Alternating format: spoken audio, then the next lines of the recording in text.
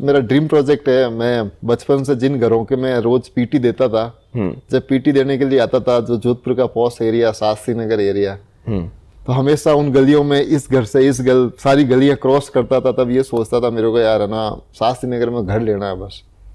अच्छा। तो शायद मेरा अब अगला प्रोजेक्ट है जो मेरा घर का पूरा होने वाला है, इसी महीने में रजिस्ट्री है और मैं शास्त्री नगर में शिफ्ट होऊंगा। सो गाइज, आज मेरे साथ मौजूद है मिस्टर राज गेहलोत, जो कि पावर क्लब जिम जोधपुर के अंदर है, उनके ऑनर है।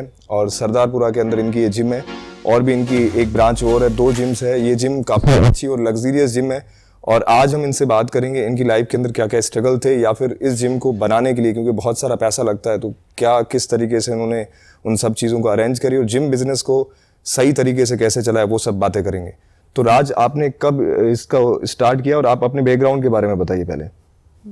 जिम बोले तो मतलब बचपन से जिम को बहुत अलग लेवल पे देखा जाता था। जिम शुरू से ही ये सुना जाता था, जिम में क्या होता है, चवन्ने उठाई गिरे। बिल्कुल सही कह रहे हो आप। मतलब जिम का नाम, जिम की छवि भी बहुत लो लेवल से स्टार्ट की जाती थी। और जिम में जाने वाले लोगों का देखना भी, मतलब पहले ये होता था कि भाई हाँ ठीक है, जिसके कोई 15 इंच का बाइसेप ट्राइसेप्स हो तो वो दूर से दिखता था, अरे ये पहलवान है, ये दादागिरी करता होगा, इसकी छवि ऐसी होती होगी। बिल्कुल। बचपन से सुनते सुनते मुझे ऐसा लगा जीवन में, मैं क्या ये जो जिम इंडस्ट्रीज है, ये फिटनेस इंडस्ट्रीज है, कुछ इसमें चेंज कर सकते हैं अपन। चेंज बोले तो मतलब इस इंडस्ट्रीज को चेंज करने के लिए फिल्म इंडस्ट्री का जो बहुत अच्छा रहा। मतलब फिल्म इंडस्ट्री ने सपोर्ट जो किया जिम इंडस्ट्रीज को, दोनों को इक्वली एक साथ ही रहा। मतलब अपना ये मानना है कि मतलब जिस प्रोफेशन में जिम, अगर कोई आदमी सोचता है कि भाई यहाँ रोज कमाना, हर आदमी सुबह उठता है भाई आज की कमाई पूरी हुई, शाम को खर्च करना, एंजॉयमेंट खत्म। हर बिजनेस का अलग अलग लेवल होता है। मैंने मेरे प्रोफेशनल में मतलब मेरा पूरा जीव जान मैंने जिम में डाला। मैंने कहा इस प्रोफेशनल का मेरे को ऊपर उठना है। बिल्कुल। और इससे ही उठना मेरे को ऊपर। शायद मैं 17 ईयर में मैंने मेरा पहला जिम डाला था 99 में। 99 में जिम डाला था मैं। मेरे एक फ्रेंड है, बहुत अच्छे मित्र है मेरे, मैंने उनसे 1 लाख रुपए उधार लिए थे। उस टाइम मैंने उनको 2% इंटरेस्ट, 2 के मिति से इंटरेस्ट पे किया था। 1 लाख रुपए का 2,000 रुपये तो उनको मैं इंटरेस्ट पे करता था। 2,000 रुपये बहुत बड़ी बात थी उस टाइम के। 2,000 रुपये तो 1 लाख रुपए का इंटरेस्ट पे करना, उसके बाद मेरे को जगह का रेंट निकालना, उसके बाद कमाई निकालना, मैंने स्टार्ट किया। फिर आपने मतलब जिम जब स्टार्ट करी, सीधा खुद का जिम लगाया, उससे पहले आप जिम जाते भी थे? मैं उससे पहले जिम जाता था। शास्त्री नगर में सुपर बॉडी जिम है, तो वहाँ मैं लगभग 1 साल तक वर्कआउट किया था मैंने वहाँ रेगुलर। और फिर थोड़े टाइम बाद उन्होंने मेरे को बोल दिया था कि हाँ सुबह सुबह आपको ट्रेनिंग भी देनी है। अच्छा। और जिम भी संभालना है। तो सुपर बॉडी की फीस उस टाइम थोड़ी ज़्यादा होती थी। वहाँ फीस लगभग 350-400 रुपये की थी उस टाइम की। उस दौरान मेरे पास 350-400 रुपये भी पे करने के लिए नहीं थे। तो मेरी पहले 4 से 6 महीनों की फीस जो थी वो मेरे फ्रेंड है उन्होंने पे की थी।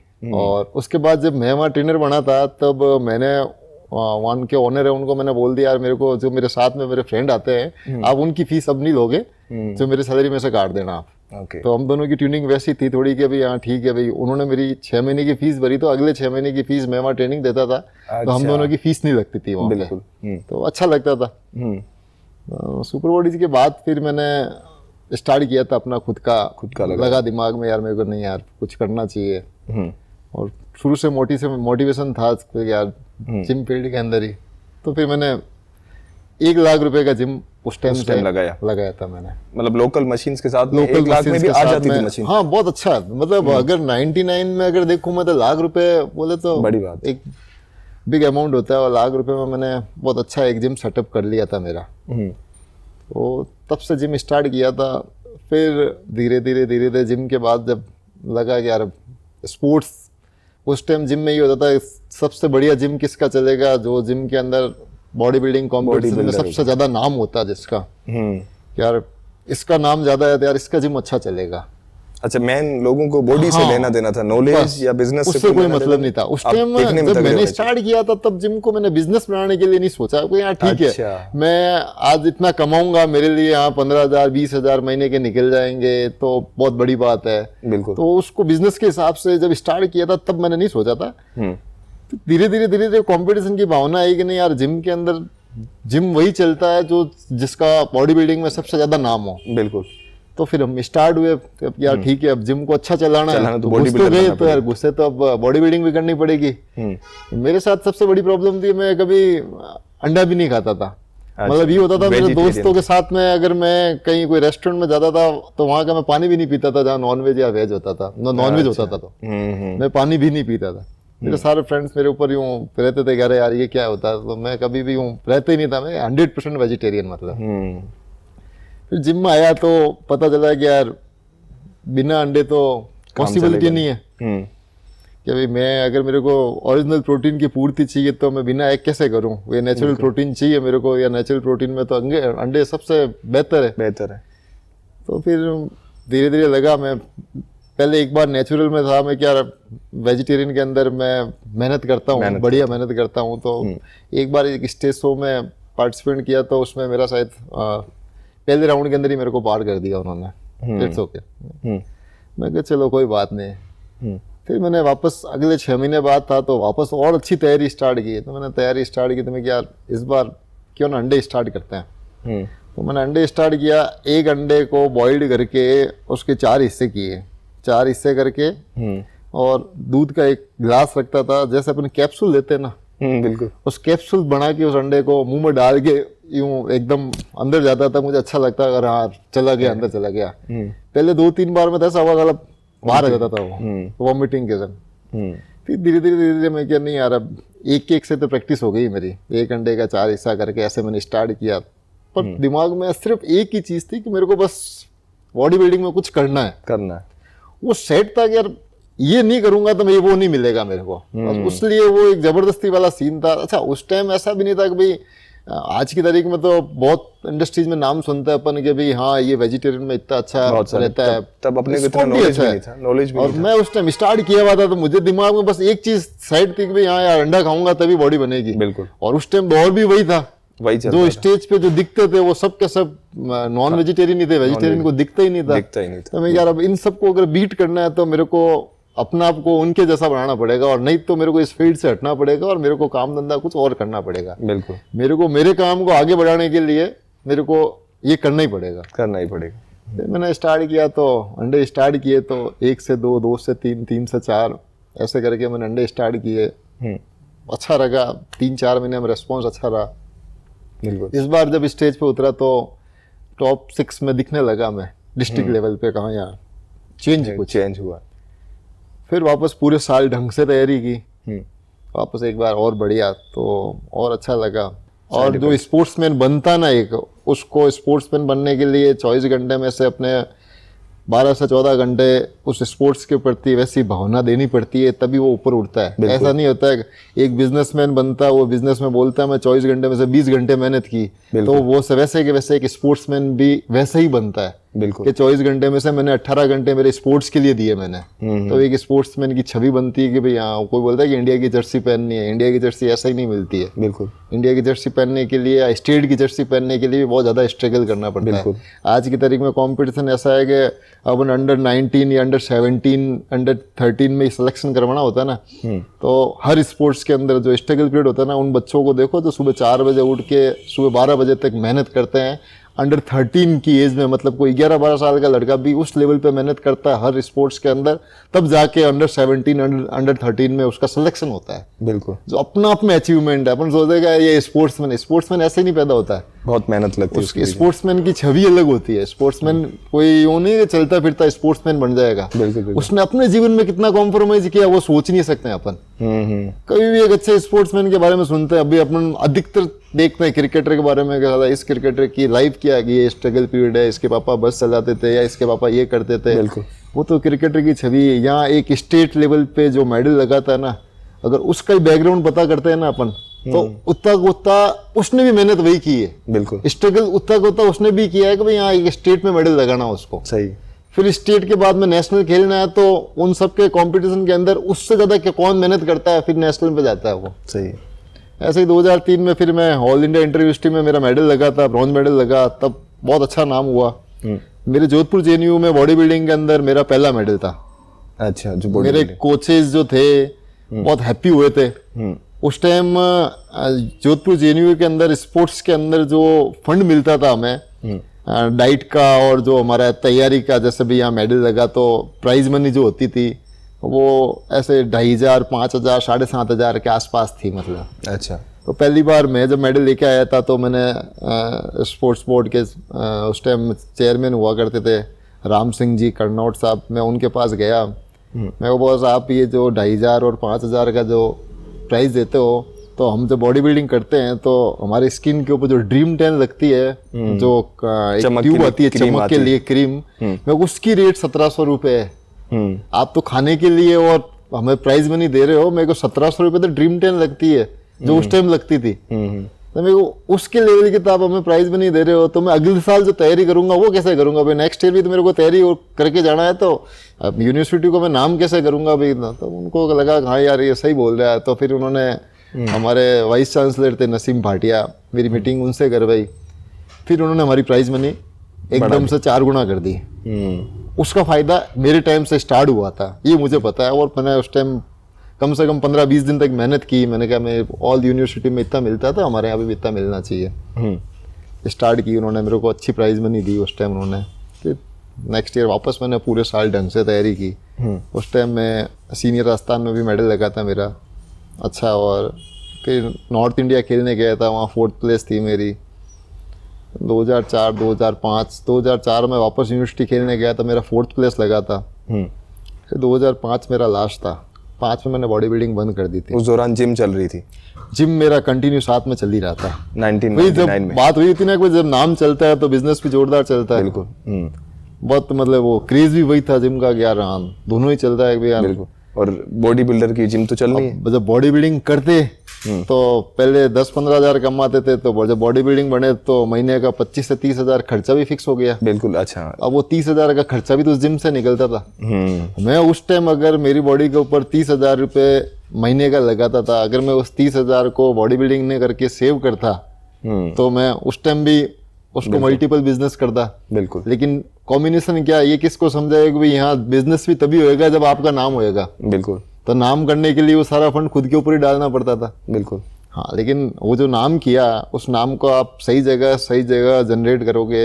मैंने अपने दिमाग से जितना नाम मैंने उस टाइम कमाया, उस नाम को मैंने अपने लेवल के हिसाब से एकदम धीरे धीरे मैं क्या। फिर बात हुई जब जिम के साथ में होम ट्रेनिंग, पर्सनल ट्रेनिंग मैंने स्टार्ट किया था। ASG eye hospital, doctor Arun Singhvi ji, उन्होंने मेरे को हॉस्पिटल बुलाया एक दिन कि यार राज सर मेरे को ट्रेनिंग चाहिए। तो मैं कहा सर वेलकम, आप जिम आइए, मैं आपको जिम में ट्रेनिंग दूंगा। कि नहीं यार, मैं जिम तो मेरा शेड्यूल बहुत टाइट रहता है। मैं सुबह 9 बजे हॉस्पिटल जाता हूँ, कभी 9 बज जाते हैं रात को, कभी 10 बज जाते हैं। आप यार मेरे को घर पे आके ट्रेनिंग दो। मैं कहा सर मैं घर पे, तो उस टाइम जब मैं इंडिया मेडल था, यहाँ जिम में 200 जन आते थे, सब धोख देते थे मेरा आके। बिल्कुल। और वो अंदर था यार, मैं किसी के घर पे रोज जाके ट्रेनिंग देना मेरे को अजीब सा लगेगा। मेरे को मैं घर पे कैसे जाके के ट्रेनिंग दूं? तो मन के अंदर भी वो था यार, मैं यार इतना इजी थोड़ी है कि राज गहलोत किसी के घर पे जाके ट्रेनिंग देगा। तो वो डॉक्टर अरुण ने मेरे को पास में बिठाया और यूँ ढंग से एक बार बोला मेरे को कि यार आप एक बात सोचो कि वो घर मेरा नहीं है और आपका है। आप अपने खुद के घर के अंदर, आपके खुद के जिम के अंदर मेरे को ट्रेन कर रहे हो। आपको जो पे चाहिए मैं आपको पे दूंगा। बिल्कुल। और मेरे घर के अंदर जितना मेरा अधिकार है उतना आपका अधिकार है, क्योंकि आप मेरे को फिट कर रहे हो। बिल्कुल। और वैसे ही मान सम्मान, रेस्पेक्ट उनके पापा मम्मी, प्रियंका जी उनके वाइफ, मतलब उनके घर से मेरे को कभी भी ऐसा नहीं था कि मैं, कभी बार ऐसा होता था अरुण साहब बेडरूम में सोते थे तो बेडरूम से हाथ पकड़ के भी उनको वर्कआउट कराया हुआ है मेरा। तो वैसा अधिकार था उनके घर के अंदर मेरा। तो वहां से स्टार्ट किया कि मैं जीवन में आया यार, तब मुझे लगा कि जो लोग वर्कआउट नहीं कर सकते, जिनको वर्कआउट के बारे में पता ही नहीं है कि वर्कआउट को इतना ईजी थोड़ी है कि भाई हर आदमी कर ले। हर आदमी अगर वर्कआउट कर ले तो देखा तो अनफिट कोई दिखा ही नहीं ना। बिल्कुल सही है। फिट दिखने वाले कितने, 2%, 4%। बिल्कुल। अनफिट दिखने वाले तो बहुत सारे, काउंटिंग ही नहीं है। पर वो अनफिट भी फिट होना चाहते हैं ना। ऐसा कौन सा आदमी आज की तारीख में जो फिट नहीं होना चाहता? सही है। हर आदमी फिट होना चाहता है, पर उन सब की भी मजबूरी है।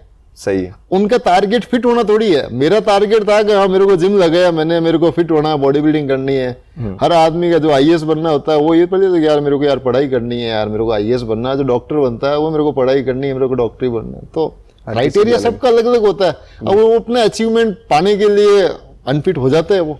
बिल्कुल कोई 24 घंटे में से 18 घंटे पढ़ाई करेगा तो वो फिट कैसे होएगा? सही है। और उसके बाद जब जिस फील्ड में उतरेगा तो वहाँ काम करेगा तो काम के साथ में और फिटनेस। तो घरों में जैसे आप ट्रेनिंग, तो इक्विपमेंट्स वगैरह कैसे? हाँ, वो स्टार्टिंग जब मैंने किया था तो एक ट्रेडमिल और एक साइकिल से स्टार्ट किया था। फ्री एंड डंबल रहता था, मतलब वो खुद मतलब वो क्या था कि कार्डियो वर्कआउट करवाया उनका, और पुशअप से लेकर स्ट्रेचिंग से लेकर एब्स वर्कआउट से लेकर फ्री एंड डंबल में पूरा सर्किट वर्कआउट में उसको तैयार करता था, प्लानिंग करता था रोज को इनको 1 घंटे कंटिन्यू में कैसे वर्कआउट करूँ। एक क्लाइंट के बाद दूसरे क्लाइंट, मेरे दूसरे क्लाइंट जो मिले अरुण साई के थ्रू ही, जो आज मेरे सब बहुत अजीज है और मेरे बॉस भी है और मेरे बहुत अच्छे फाइनेंसर भी है, श्रीपाल सा लोढ़ा, उमा पॉलीमर्स। अच्छा, जोधपुर के सबसे अच्छे बिजनेसमैन है वो आज की तारीख में, और मैंने उनसे बहुत सीखा अपने जीवन में। तो श्रीपाल सा सेकंड क्लाइंट मिले, उनके साथ भी वही सीन था, बिजनेस में बहुत ज़्यादा बिजी रहते थे। फिर उनके घर में मैंने स्टार्ट हुआ वही होम ट्रेनिंग। तो होम ट्रेनिंग से स्टार्ट हुआ था, तब कंटिन्यू धीरे धीरे श्रीपाल सा से मेरा बहुत अच्छा रिलेशन हो गया था। वहाँ से स्टार्ट हुआ मैं, फिर आगे क्लाइंट टू क्लाइंट कंटिन्यू। एक दिन में 10 से 12 पीटी में देता था, तो अच्छी मजूरी हो जाती थी मेरे को। फिर धीरे धीरे एक टाइम के बाद ये दौर लगभग चलता रहा मेरा। कब की बात है? 2006 से स्टार्ट किया था मैंने ये। 2006 से लेकर लगभग 5 से 6 साल मैं कंटिन्यू इसी फील्ड में था। 6-7 साल तक लगभग इसी फील्ड में था, 11-12 तक। और रोज सुबह उठना, वही रूटीन फिक्स था, डेली पीटी कंटिन्यू लेना, वर्कआउट करता, जिम भी संभालता, कोई पीटी मिस होती तो जिम चला जाता था, जिम संभालता था। कोई कंटिन्यू 2 घंटे छुट्टी होती थी, किसी पीटी की नहीं है तो जिम चला जाता था, 2 घंटे जिम में ट्रेनिंग देता था बाकी सबको। तो जिम को भी कनेक्टिविटी उतनी रखी जी की बाहर की कनेक्टिविटी थी मेरी। तो मैंने मेरे जिम को भी बहुत अच्छा चलाता था, पर्सनल ट्रेनिंग भी। फिर जो मेरी पीटी थी उनसे मेरे रिलेशन धीरे धीरे उतने अच्छे हो गए थे। तो मैंने एक बड़ा प्रोजेक्ट लेके आना, मेरा ऐसा प्लान किया मैंने, मैं क्या कुछ अलग एक प्रोजेक्ट लेके आते हैं। उस प्रोजेक्ट के अंदर फिर मैंने हेल्प ली मेरे जितने भी क्लाइंट्स थे उनसे। तो मेरे सारे क्लाइंटों ने मेरी हेल्प की। मैं 2018 में जिम लेके आया, एक बहुत बड़ा पावर क्लब अशोक उद्यान के पास में। वो भी लगभग 2.5 करोड़ का प्रोजेक्ट था मेरा, मैट्रिक्स की मशीन के साथ में। शानदार स्टार्टअप भी जोरदार किया मैंने। 2 साल के बाद फर्स्ट कोविड आया था। तो थोड़ा एकदम ऊपर नीचे हुए बिजनेस में, तो कोई बात नहीं, संभल के रहे थे, डिसिप्लिन अच्छा था। तो जिम में 2 साल में मैंने अच्छा कमा लिया था, तो मेरे कोई लॉस नहीं था उस टाइम। फिर लगभग 3 महीने बाद जब कोविड वापस खुला, 3 से 4 महीने बाद, तो एक बार वापस से जिम का बहुत अच्छा बूम स्टार्ट हुआ। तो जब स्टार्ट हुआ था तो मैंने प्लान कर लिया था मेरे को, अब जब क्या है कि जोधपुर के अंदर एक तलवरकर जिम चलता था, वो भी बंद हो गया था। और मैं क्या, अब मेरे को एक और बड़ा जिम लेके आना चाहिए। मैंने जितने भी मेरे फाइनेंस थे उनसे बात की, मैं क्या मेरे को सिटी सेंटर के अंदर एक अच्छा जिम लेके आ रहा हूँ, तो उन सब ने मेरे को यस कहा। तो फिर मैंने सेकंड प्रोजेक्ट यहाँ प्लान कर लिया, मेरे को स्टार्ट कर दिया, बैंक से लोन लेके ये प्रोजेक्ट स्टार्ट किया। तो मैंने फिर जब फर्स्ट कोविड लॉकडाउन लगा था तो 3 अप्रैल को मैंने इसका मुहूर्त किया था। 3 अप्रैल को मुहूर्त किया और लगभग 4.5 करोड़ के आसपास मैंने पूरा प्रोजेक्ट प्लान किया था ये। 3 को मुहूर्त किया और 4 को लॉकडाउन लग गया। मतलब मेरे जीवन का सबसे स्ट्रगल पीरियड जिसको कहते हैं वो ये था। सबसे बड़ा एक इंसान का जो फेस होता है वो फेस था। एक तो मार्केट से पैसा लिया इंटरेस्ट से पैसे लेके, और उसके बाद में 3 को मुहूर्त किया और 4 को लॉकडाउन लग गया। तो मेरे को एक बार तो 12-14 घंटे मतलब शायद आंसू मेरे रुक ही नहीं रहे थे। तो सुरभि को मैंने कहा, मैं क्या सुरभि यार, तू डीपीएस की जॉब है छोड़, क्योंकि जो दूसरा प्रोजेक्ट आ रहा है मैं अकेला नहीं चला पाऊंगा इसको। तो उसके लिए वो बहुत बड़ा डिसीजन हो गया है कि यार मैं 50 से 60 हज़ार रुपये मेरी मंथली सैलरी है और दूसरा जिम। मैंने कहा नहीं, अपन दोनों जिम मिल के चलाएंगे, तो जॉब स्किप करिए। तो सुरभि ने 31 दिसंबर को रिज़ाइन कर दिया था। फिर जनवरी, फरवरी, मार्च 3 महीने साथ में लगी हुई थी प्रोजेक्ट में, कहाँ भी अप्रैल में ओपनिंग करनी है। तो 3 अप्रैल को मुहूर्त किया और 4 अप्रैल को लॉकडाउन लग गया। अच्छा, वो जॉब भी छूट चुकी थी। उधर सुरभि की जॉब छोड़ चुकी थी, उधर लॉकडाउन लगा था, जो पहले जिम चल रहा था वो भी बंद। ये जिम लगाया जिसके ऊपर मैंने लगभग 4.5 करोड़ का कर्जा, 1 करोड़ का बैंक का, 3.5 करोड़ मार्केट का, मतलब वो लगा मैं उस दिन कि यार मैं शायद अब खत्म हो जाऊंगा, जीरो हो जाऊंगा। मतलब मैं मार्केट में किस किस को क्या जवाब दूंगा। इधर बिल्डिंग का रेंट भी स्टार्ट होना था, मैं क्या 3.5 लाख रुपए, 3 लाख प्लस जीएसटी का रेंट भी। बिल्कुल। मैं क्या ये तो अपना आप में टास्क है। फिर मैंने हिम्मत कर के मैं क्या कुछ देखते हैं, जो भी करेंगे बालाजी बढ़िया करेंगे। 12-14 घंटा आंसू बहवा के मैं क्या आज तो सोते हैं, चलो पूरी रात सो नहीं पाया, 2-4 घंटे नींद ली। सबसे पहला कॉल आया मेरे पास में मेरे बिल्डिंग ओनर राजकुमार सा भंडारी। उन्होंने कॉल करके मेरे को बोला कि राज बेटा तूने मुहूर्त किया है, कोई प्रॉब्लम नहीं है, तेरा रेंट जिस दिन जिम ओपन होएगा ना उस दिन से स्टार्ट होएगा, और अभी कोई पैसे वैसे की जरूरत है तो मेरे को बता देना। एक बिल्डिंग ओनर मेरे को बोलते हैं। बिल्कुल। तो मैंने सोचा, मैंने कहा यार मेरे तो साथ में बालाजी है साक्षात, मेरा बिल्डिंग ओनर मेरे को ये बोल रहे हैं कि भाई यहाँ तुम्हें भाड़े की जरूरत नहीं है, बढ़ने की जरूरत नहीं है, जिस दिन जिम स्टार्ट होएगा उस दिन भाड़ा देना, और अब भी कोई पैसों की जरूरत है तो बता दे। अरे मैं क्या नहीं बॉस आपने, क्योंकि मैंने मेरे जिम का रिबन भी उनसे ही कटवाया था, राजकुमार से भंडारी से। मैं क्योंकि ये बिल्डिंग जो थी वो उनका ड्रीम प्रोजेक्ट था। अच्छा। तो मेरी सोच ही ये थी कि मैं मेरी बिल्डिंग के ऊपर एक मेरा जिम के ड्रीम प्रोजेक्ट के ऊपर मैं मेरा ड्रीम प्रोजेक्ट लेके आ रहा हूँ, तो मेरा फीता भी वही काटेंगे। बिल्कुल। तो वो जो खुशी मैंने उनको फीता काटने की दी, तो उन्होंने जो दूसरे दिन, मैंने ये थोड़ी सोचा था कि मेरा जिम लॉकडाउन में बंद हो जाएगा। सही। तो जो फीता काटने की जो उनकी खुशी थी, तो उन्होंने वापस वो खुशी की रिप्लाई ऐसे ही दी मेरे को कि यार भाड़ा नहीं लगेगा। तो सबसे बड़ी टेंशन तो भाड़े की हट गई, टेंशन फ्री हो गए। इस दरमियान मेरे जो बड़े फाइनेंसर थे उन्होंने फोन किया मेरे को कि आपको 3 महीने 4 महीने जब तक लॉकडाउन है हमको पे करने की जरूरत नहीं है, इंटरेस्ट भी। अब तो और तो मेरे को कोई चाहिए ही नहीं, मेरे को इंटरेस्ट भी नहीं बढ़ना है और यहाँ नहीं बढ़ना। तो उस दरमियान वो लोग जो थे मेरे लिए साक्षात भगवान ही थे, मतलब। बिल्कुल। फिर मैं जाके नॉर्मल हुआ, मैं कि नहीं यार भगवान साथ में है मेरे। तो वो बहुत बड़ी बात थी मेरे लिए, मतलब। फिर 2 महीने जो छोटा मोटा काम था मेरा, वो जिम में जो पेंडिंग था मैंने वो करवाया ढंग से। लॉकडाउन के बाद जब जिम स्टार्ट किया तब फिर बढ़िया एकदम बालाजी के आशीर्वाद से एक तरफ ही चला, मतलब बहुत बढ़िया चला, एकदम बेहतर रिस्पॉन्स आने लगा। बहुत अच्छा रिस्पॉन्स। और मैंने जिम कम एक सर्विस इंडस्ट्रीज के अंदर कैसे ना कोई आदमी एक होटल के अंदर कैसे जाता है, बिल्कुल मैंने सोच शुरू से वैसे ही बनी थी। मैं कि यार जिम खाली एक जिम में जाना मतलब ये नहीं है कि मैंने चेस्ट ट्राइसेप लगाया, मैंने लेग शोल्डर लगाई, बैक बाइसेप लगाई। जिम इसके साथ में बहुत सारी चीजें होती है जिम के अंदर।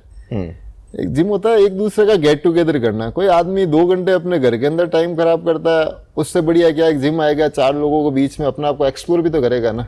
बिल्कुल सही है। अपना आपको एक्सप्लोर करना हर आदमी चाहता है, हर आदमी ये चाहता है कि भी हाँ 4 लोग मेरे को जाने। सही है। उसमें चाहे सेठ लोग भी हो चाहे नीचे वाला आदमी भी हो। सही है। मतलब उसमें गैप को कम करने के लिए एक स्पेस, एक जगह जैसे अपन सैलून की शॉप पे जाते हैं तो अपन जब सेविंग करवाते हैं तो अपने पास में कौन बैठा होता है अपने को ये पता नहीं होता है। बहुत बार ऐसा होता है मतलब अपने दिमाग में ही होता है कि पास में कौन बैठा है। तो वही चीज होती है कि भी यहाँ तो अगर ब्रांड वैल्यू वो होती है तो जिम के अंदर भी हमेशा एक आदमी जब वर्कआउट करता है तो उसको वर्कआउट करता है तो मेरे साथ में वर्कआउट कौन कौन कर रहे हैं। सैलून की दुकान पे तो अपन गए यार, आधे घंटे में फ्री हो गए, अपना आपको बिजी रखा। जिम के अंदर तो 10 बार एक आदमी से आंखें टकराती है ना, तो आंखें टकराओगी तो जब आप एक दूसरे से आंखें मिलोगे तो रेस्पेक्ट से हाई लो भी हो जाता है। सही है। हाई लो हुआ तो अपनी जान पहचान भी हुई। सही है। तो वो बहुत बड़ी बात है कि हर आदमी को एक स्पेस मिला जहाँ पे कि हाँ यार मैं जहाँ जा रहा हूँ वहाँ इर्द गिर्द मेरे 4 पहचान वाले तो है ही है, उनके भी 40 पहचान वाले हैं जो मुझसे मिल रहे हैं, हाई हो रहा है। नहीं तो एक शुरू से ही सोचते थे कि यार ये तो एकल खोर है, ये भाई क्या एकल खोरा है। और अब एकल खोरा होने से मतलब नहीं है, आप एकल खोरा मतलब आप कहीं मिलोगे, कोई स्पेस भी तो चाहिए ना आपको रोज। सही है। वो स्पेस भी ऐसा मिले कि भी आप हेल्दी भी हो जाओ और आपकी गपशप भी हो जावे और जान पहचान भी हो जावे। और कभी कभार ऐसा होता है कि मेरे यहाँ जान पहचान के साथ साथ में बिजनेस डील भी हो जाती है। कोई आदमी यहाँ प्रॉपर्टी का भी बिजनेस कर लेता है, कोई आदमी यहाँ पे XYZ जैसे भी। बिल्कुल हाँ, हर किसी का अलग अलग फील्ड में होता है। तो कहीं ना कहीं बिजनेस वाइज भी फायदा होता है उस रिलेशन से। बिल्कुल सही है। तो जब पता चलता है कि भैया इस फ्लोर के ऊपर हर लेवल के बंदे आते हैं तो हर आदमी अपना आप को एक्सप्लोर भी वैसे ही करता है, सही है। तो अच्छा रहता है मतलब। तो मैंने शुरू से ही वैसे ही रखा जिम में, क्या जैसे मैंने रिसेप्शन एरिया इतना बड़ा इसीलिए रखा, मेरे को हर आदमी आता है सबसे पहले सुकून से जब अंदर घुसता है तो उसको फील होना चाहिए कि यार मैं अंदर, ऐसा नहीं कि गया सीधा जिम में आने के बाद भी कभी कभार ऐसा लगता है 10 मिनट लग जाते हैं अपने को यार सोचने के लिए, यार आज वर्कआउट लगा रहा हूँ, आज क्या लगाना है। समय तो चाहिए जो उसको। एक सोच और जो पॉजिटिविटी लेके आनी है तो 10 मिनट बैठेगा तो अच्छा कोई निकलेगा पास से ऊपर जा रहा है, अच्छा यार ये सुबह अरे भैया आ जाओ चलते हैं ऊपर, तो वो जो ऊपर जाने वाला बोलते हैं ना चलो ऊपर चलते हैं, चलो, तो वो मोटिवेशन जो मिलता है ना वो अलग से ज्यादा कर रहा है, यार ठीक है यार सही भाई आ गया। नहीं, इसको कई लोग मैंने देखा अलग तरीके से भी लेते हैं। अपन जैसे लग्जरियस की बात करते हैं, आराम से बैठना, इसको कई लोग ये कहते हैं कि ये लोग तो आलसी है, ये तो मजे करने के लिए जिम जाते हैं, ये जिम नहीं मतलब बातें करने का अड्डा बना रखा है। इसको भी इस तरीके से लोग कई सोचते हैं, मैंने देखा है ऐसा। कई लोगों को लगता है जिम मतलब सबसे पहले बात स्टार्ट हुई थी कि भाई हेल्दी कितने % है, कि 2% या 3% या 4%। बिल्कुल।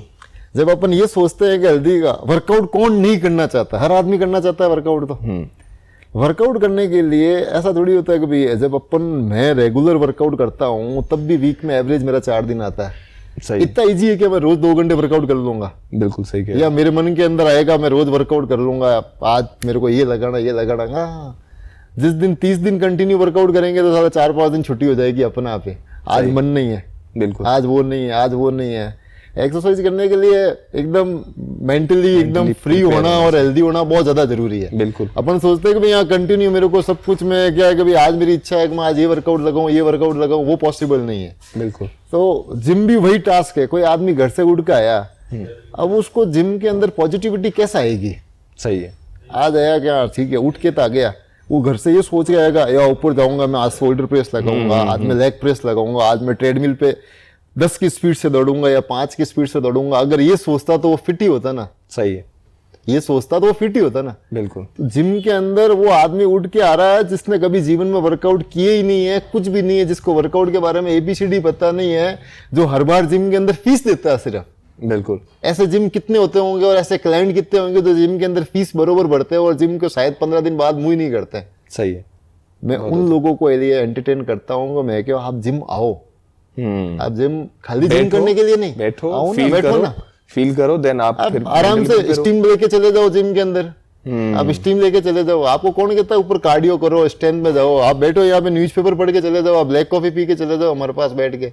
सही है। आप 4 दिन बातें करोगे, 10 दिन बातें करोगे, 20 दिन बातें करोगे, उसके बाद जब यहाँ तक आगे घर से उठ के फिर खुद के मन में आएगा, अरे यार आज मैं यार नीचे बैठा हूँ, इतने लोग ऊपर जा रहे हैं यार, क्यों नहीं आज मैं भी ऊपर जाके कुछ वर्कआउट करूँ। सही है। उनको देख के मोटिवेशन आएगा उनको। क्या उनको घर बैठे बैठे बिस्तर के ऊपर मोटिवेशन आ जाएगा सही कह रहे हो कि यार ये घर बैठे, जब देखेगा ही नहीं किसी को, नहीं तो आज घर से उठ के जिम तक तो आ गया ना। जिम क्यों आएगा यार, कम से कम यार बातें तो कर लेंगे यार जाके, सुबह यार कॉफी तो पी लेंगे, कॉफी पी लेंगे, 4 लोग मिल जाएंगे, रामासामा तो कर लेंगे। बिल्कुल। तो पुराने टाइम से जो हताइयाँ होती थी, बहुत बार देखते थे यार अपन, क्या है कि गांव के अंदर मैदान होता था, मैदान के अंदर कोई वॉलीबॉल खेल रहा है ना कोई क्या खेल रहा है, अलग अलग स्पोर्ट्स होते थे। जो बूढ़े बुजुर्ग होते थे वो हथाइयाँ भी तो करते थे ना वहाँ पे। बिल्कुल करते थे। वो हथाई से भी एनर्जी मिल जाती थी ना उनको। हथाई गलत तो नहीं होती थी, उसको गलत नहीं कहते थे, वो हथाई जो होती थी उससे भी तो एनर्जी मिलती थी उनको कि हमने 1-1.5 घंटे हथाई की सा।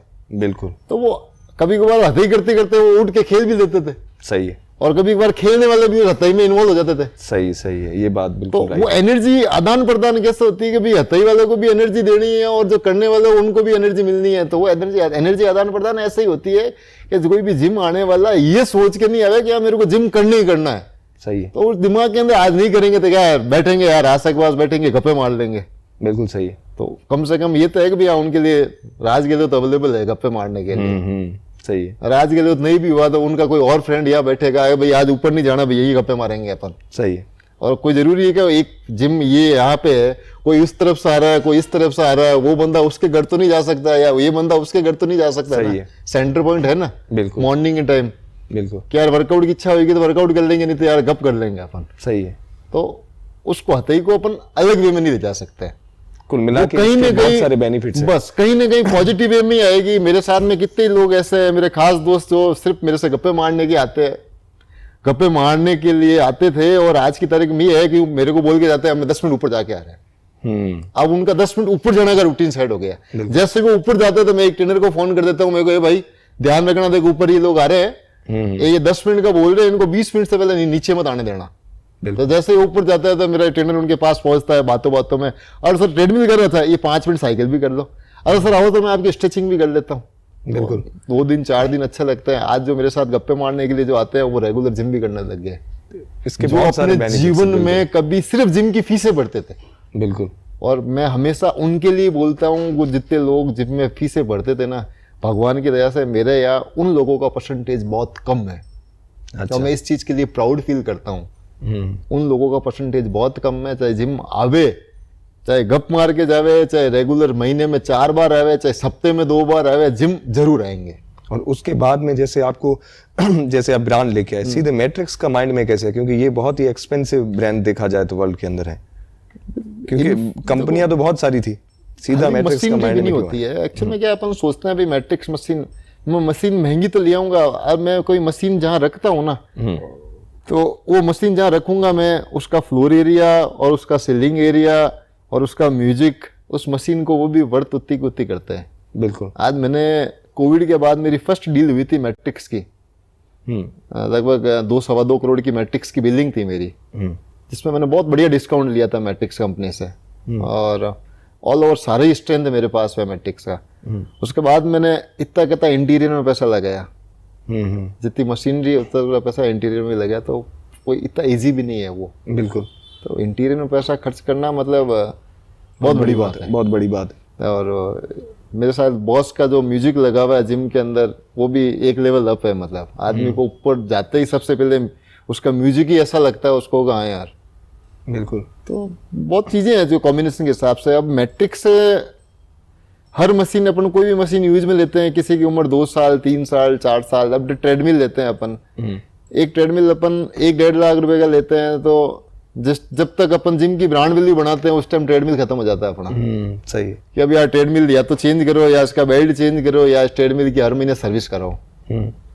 तो मेरा बिजनेस का ये था कि भाई मुझे लगा कि भाई यार मैं ब्रांड वैल्यू बढ़ाने के लिए 2 साल लगेंगे, तो उसके बाद मेरी कमाई चालू होगी। तो मैट्रिक्स की ट्रेडमिल की गारंटी वारंटी कितनी है? जब भी मैट्रिक्स में यार, मैट्रिक्स के साथ में और भी लाइव फिटनेस है, जैसे लाइव फिटनेस भी बहुत अच्छी है, मैट्रिक्स भी बहुत शानदार है। तब इनके जो ट्रेडमिल, जब भी अपन कोई महंगी चीज परचेज करते हैं, ब्रांडेड होती है, तो वैल्यू उनकी ज्यादा होती है। बिल्कुल। 10 साल 15 साल तक देखने की जरूरत ही नहीं है उनमें। सही। फिर जितना प्रोजेक्ट कम होएगी तो मशीनरी और माल भी वैसे ही मिलेगा अपने को। सही है। तो वही चीज है, प्लेट की क्वालिटी, रॉड की क्वालिटी, डंबल की क्वालिटी, मशीन की क्वालिटी, हर एक चीज परफेक्ट है। कि मुझे ये पता था कि शायद मैट्रिक्स में मशीन में जो अल्ट्रा सीज लगी हुई है, उसको 15 से 20 साल देखने की जरूरत ही नहीं है। सही। 3 साल बाद मशीनरी पुरानी हो जाती है, तो जिम से निकाल नहीं सकते हैं अपन, उस पुरानी मशीन को भी लेनी पड़ती है अपनों को, चलानी पड़ती है। बिल्कुल। और फिर हिम्मत करके पता चलता है जिम बहुत शानदार चल रहा है, तो यार सारी मशीनें चेंज करनी है, तो फिर उतना पैसा वापस डाल दो आप। सही है। तो इससे बढ़िया तो एक ही बार में बढ़िया डाल दो ना। सही है, बार बार ना डालना, बार बार नहीं डालना पड़े। मशीन तो जैसे जैसे चलेगी स्मूथ होती जाएगी। और उसके बाद में जैसे इसको रन करने के लिए स्टाफ हायर करना, मेंटेनेंस, मैनेज करना, इन चीजों में बहुत सारे लोगों को दिक्कत है। और कई सारे जिम बंद भी होते हैं 1-1.5 साल में, मैंने बहुत सारे देखे। उसके क्या रीजन होते हैं? जैसे आपने कैसे मैनेज किया? बिजनेस बंद होना और लगना और उठना हर चीज में, जैसे मैंने भी आपको बताया कि भाई यार 3 अप्रैल को मैंने मॉडल किया, 4 अप्रैल को लॉकडाउन लग गया था। अब उसमें मेरी जीवन की जो मैंने कमाई थी, वो मेरी कमाई क्या थी कि मैंने वो लोग कमाए थे। बिल्कुल। मैंने वो लोग कमाए थे जो मेरे बिल्डिंग ओनर थे, जिन्होंने मेरा रेंट माफ किया। मैंने वो लोग कमाए थे, Shripal sa Lodha, doctor Arun, AGI hospital, Lahariya restaurant, Raju sa Mehta. तो वो मेरी कमाई थी। अब मैंने जब उनको कमाया तो उन्होंने क्या बोला, कहता इट्स ओके, कोई प्रॉब्लम नहीं, टेंशन मत कर तू बस। ये बहुत बड़ी बात होती है उस दौरान। उन्होंने मेरे लिए इतना बोल दिया था, उनके लिए मैं क्या हूँ बस। उनके लिए Raj Gehlot any time every time available है। सही है। उनके लिए राज गहलोत जीवन में कुछ भी नहीं है, कभी भी नहीं है। तो उस दौर में कोई आदमी किसी को सपोर्ट करता है तो बहुत बड़ी बात है।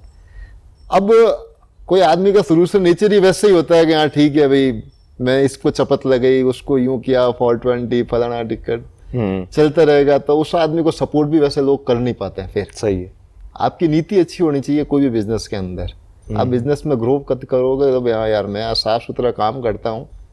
मेरे मन के अंदर अगर 4 अप्रैल को लॉकडाउन लगा, उसके बावजूद भी मेरे मन में ये है कि मैं रो इसलिए रहा हूँ कि मैं मार्केट का पैसा कैसे उतारूंगा, बिल्कुल। तब भगवान भी मेरे साथ में होते हैं। सही है। और 4 अप्रैल को मैं चाहूँ तो हाथ ऊपर कर सकता हूँ, भाई सॉरी पैसा वैसा कुछ भी नहीं है मेरे पास में।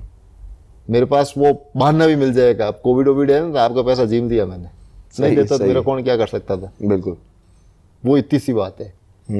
अगर मेरे मन अच्छा था कि हाँ मेरे को सबके पैसे देने, सबके उतारने, तो आज भी वो बंदे मेरे को उतना कितना सपोर्ट करते हैं। बिल्कुल। अच्छा, उन लोगों ने भी तो कुछ देखा होगा मेरे अंदर भी। सही है। मैंने इतने साल उनको ट्रेनिंग दी, तो नहीं कोई आदमी बड़ा ऐसा ही नहीं बनता है। सही है। स्कैनर मशीन अपने से ज्यादा उनके दिमाग में लगी हुई रहती है। सही है। वो स्कैन ढंग से करते हैं उल्टा। बिल्कुल। तो कुछ चीजें वो होती है। अब बिजनेस के अंदर उठना, अब तलवरकर जिम अपन बोलते हैं तो जिम कभी लॉस में नहीं होता है। एक भी जिम कभी भी लॉस में नहीं होता। जिम लॉस में होता है अपनी पॉलिसियों के चक्कर में। जिम हमेशा पॉजिटिव रहता है, बिजनेस अच्छा देता है, कोई प्रॉब्लम नहीं। आज जोधपुर के अंदर पावर क्लब से 4 जिम और हो जाएंगे, वो भी चलेंगे, बढ़िया चलेंगे।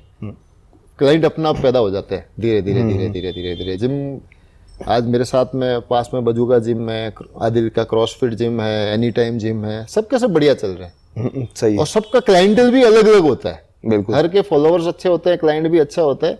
अब उसमें से कोई ज्यादा बिजनेस करता है, कोई कम करता है, वो एक अलग अपने चीज है। सिस्टम के हिसाब से, अपने डिसिप्लिन के हिसाब से। अब हमारे जिम में थोड़ी नेगेटिविटी ज्यादा रहती है कि भाई हाँ यार यहाँ डिसिप्लिन ज्यादा है, सिस्टम ज्यादा है, शूज कैरी करना होता है, यहाँ स्टैंड के ऊपर बॉटल के वाटर बॉटल नहीं ले जा सकते हैं। तो बहुत सारी चीजें होती है जो रोक टोक थोड़ी सी ज्यादा रहती है। उससे उनका ही फायदा है अगर देखा जाए तो। उस रोक टोक में एंडिंग ये होते है कि वो सबको ये भी लगता ना कि यार जिम चमकता हुआ एनी टाइम मिलता है। बिल्कुल। यार शूज कैरी करके आते हैं तो फ्लोर के ऊपर एकदम फ्लोर भी उनको चमकती हुई मिलती है। सही है। जैसे स्टैंड के अंदर जैसे हम वाटर बॉटल अलाउ नहीं करते हैं, तो बहुत बार कोई आदमी प्री वर्कआउट BCW लेके जाता है तो स्टैंड की मशीन के ऊपर रखता है, तो छिलकता है तो पूरी मशीन खराब कर देता है। सही है। वो मशीन एनी टाइम तो हाउसकीपिंग वाला क्लीन नहीं करेगा। नहीं वो इस टाइम वो अगर कोई गंदी करके जाएगा मशीन, वो वाटर बॉटल रखे तो वो गंदी चलती रहेगी फिर। सही है। तो ऑलरेडी स्पेस दे दिया कि भाई आपकी वाटर बॉटल आप यहाँ पे रख दो आराम से, सही है। पानी आप यहाँ पियो, BCW आप यहाँ पियो, तो ज्यादा बढ़िया उसके लिए। बिल्कुल, आराम से बैठ के पी के फिर जाओ अंदर। तो बहुत कभी कभार ऐसा रहता है कि भी हाँ कोई आदमी भाई कहता ना कभी कुछ अलग एटीट्यूड, मतलब क्लाइंट जिम चलाते तो हर क्लाइंट का अलग अलग एटीट्यूड होता है। कभी हाँ कोई कभी समझता ही नहीं उन चीज़ों के लिए। बिल्कुल। हमारे यहाँ बहुत प्यार से हम डील करते हैं सबको, कि भी किसी को हम 2-5 दिन 10 दिन में किसी को समझ में नहीं आता है तो समझ में नहीं आता था, वो भी मानता भी नहीं है कि भाई हाँ मैं ये नहीं आता है, तो हम प्यार से उनको बुलाते हैं। कहीं पे भी कोई भी जिम में फीस रिफंड नहीं होती है। नहीं होती है। मेरे यहाँ अगर किसी को कभी कभार ऐसा होता है ना कि भाई हाँ पावर क्लब को कोई क्लाइंट समझ में नहीं आ रहा है, हम उनको प्यार से बुला के कि सर हमारा सिस्टम ये है, जो हम मेंबरशिप देते हैं तब भी हमें बताते हैं, उसके बावजूद भी आप फॉलो नहीं कर पाते हो तो हम आपको सही रिफंड कर पैसा है सर आप ये वापस ले जाओ, कोई भी अच्छे जिम में जाओ आप। सही है। प्यार से बोल देते हैं।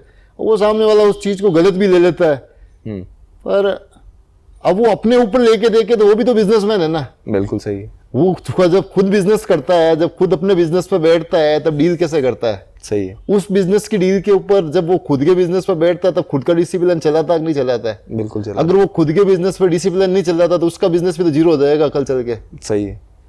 तो उसको ये भी सोचना चाहिए ना, सामने वाला अगर बिजनेस लेके बैठा है कि यहाँ अगर 800 क्लाइंट आ रहे हैं, 900 क्लाइंट आ रहे हैं, वो सब कुछ एकदम एक कतार के अंदर सब कुछ एंजॉय कर रहे हैं, सही है। तो फिर मैं अलग से क्यों। तो वो सोच का होता है बस। ठीक है, ऐसा पर चलता रहता है बिजनेस के अंदर। कभी कभार ऊपर नीचे हर तरह के क्लाइंट आते हैं तो उनको हैंडल करना इतना इजी नहीं है। और अपन 100 जनों को 100 चीजें की सर्विस देते हैं, उनके हिसाब से 100 चीजें एकदम सही कर लेंगे, पर 101 भी चीज अगर गलत करेंगे तो वो 100 चीजें सही की भी सब खराब हो जाएगी। बिल्कुल। सर्विस इंडस्ट्री का मतलब यही है कि भाई हाँ जैसा क्लाइंट चाहता है वैसा 100% होना चाहिए। और वापस अपन ये बोलते हैं कि यार होना चाहिए, इसका मतलब ये नहीं है कि क्लाइंट के लिए अपन क्लाइंट का respect any time every time करते हैं, गुड मॉर्निंग से लेकर गुड इवनिंग तक जो उसको चाहिए वो अवेलेबल करवाते हैं। पर इसका मतलब जैसा क्लाइंट चाहेगा वैसा मेरे को जिम के अंदर अलग अलग एरिया, कोई बोलता है मेरे को एसी का टेम्परेचर 18 डिग्री चाहिए। अब उनको भी क्या है, 18 डिग्री का मतलब ये नहीं कि यार जिम के अंदर कोई आज के कल बोल दे मेरे को तो यार एसी बंद करना है, अगर कोई बोलता है 18 डिग्री का, वो मेरी यार बिना एसी एक्सरसाइज करनी है यार भैया, एसी बंद करो, ऐसे भी तो फिर कैसा आएगा? बिल्कुल। तो दोनों में म्यूचुअल क्या करना पड़ेगा, नहीं यार 23-24 डिग्री चलने देते हैं ताकि स्टैंडर्ड टेम्परेचर मेंटेन रहेगा। सही है। यार मेरे को स्वेटिंग बहुत ज्यादा आ रही है, मेरे को तो 18 डिग्री चाहिए। अगर 18 डिग्री चाहिए मान देते हैं हम आपका कहना 18 डिग्री। आप ये सोचो कि हम बिजली की कैलकुलेशन तो कर नहीं रहे, सही हमारे तो दिन में ही सारे एसी चालू रहते हैं। सही है। कोई 2 बजे आके देख ले जिम के अंदर एकदम ठंडा रहता है। सही है। बात ये होती है कि कोई अगर आपके जैसे आके बोल दे कि मेरे को तो एसी चाहिए ही नहीं भैया, एसी बंद करो, तो उसके कहने पे एसी बंद कर देंगे क्या?